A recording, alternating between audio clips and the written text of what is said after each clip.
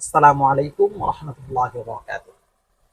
আমরা অনেকেই প্রত্যেকদিন ৫ ওয়াক্ত নামাজ আদায় করে থাকি, আলহামদুলিল্লাহ।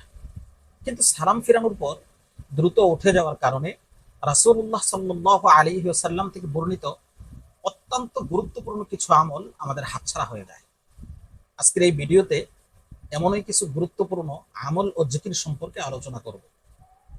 সালাম ফিরানোর পর সর্বপ্রথম আমল হলো একবার উঁচু আওয়াজে আল্লাহু আকবার বলা।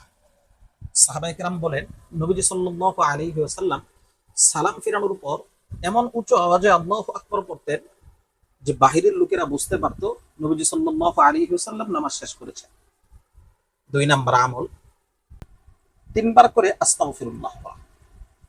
৩ নাম্বার এই দোয়া পাঠ করা, আল্লাহুম্মা আনতাস সালাম ওয়া মিনকাস সালাম তাবারাকতা ইয়া যাল জালালি ওয়াল ইকরাম।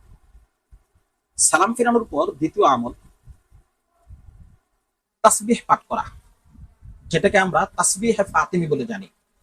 ৩৩ বার সুবহানাল্লাহ, ৩৩ বার আলহামদুলিল্লাহ এবং ৩৪ বার আল্লাহু আকবার, অথবা ৩৩ বার আল্লাহু আকবার বলে একবার করে লা ইলাহা ইল্লাল্লাহু ওয়াহদাহু লা শারীকা লাহু লাহুল মুলকু ওয়া লাহুল হামদু ওয়া হুয়া আলা কুল্লি শাইইন কাদির পড়া। আয়াতুল কুরসি পাঠ করা অত্যন্ত গুরুত্বপূর্ণ একটি আমল।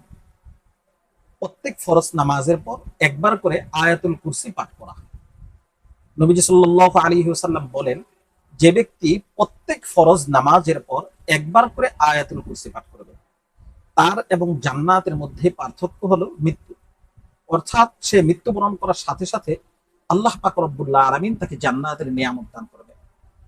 তাছাড়াও এটি শয়তানের যাবতীয় অনিষ্টতা থেকে তাকে হেফাজত করবে। সালাম ফেরানোর পর সূরাতুল ইখলাস, সূরাতুল ফালাক এবং সূরাতুন নাস পাঠ করা। জোহর, আসর এবং ইশারের নামাজের পর একবার করে পাঠ করা। মাগরিব এবং ফজরের নামাজের পর ৩ বার করে পাঠ করা। সম্মানিত সুধী, এগুলো খুব ছোট ছোট আমল, যে আমলগুলো করতে ২ থেকে ৩ মিনিট সময় লাগবে, কিন্তু এর সওয়াব অনেক অনেক বেশি। তাই আজ থেকে আমরা নিয়ত করব যে প্রত্যেক ফরজ নামাজের পর এই আমলগুলো আমরা করব ইনশাআল্লাহ।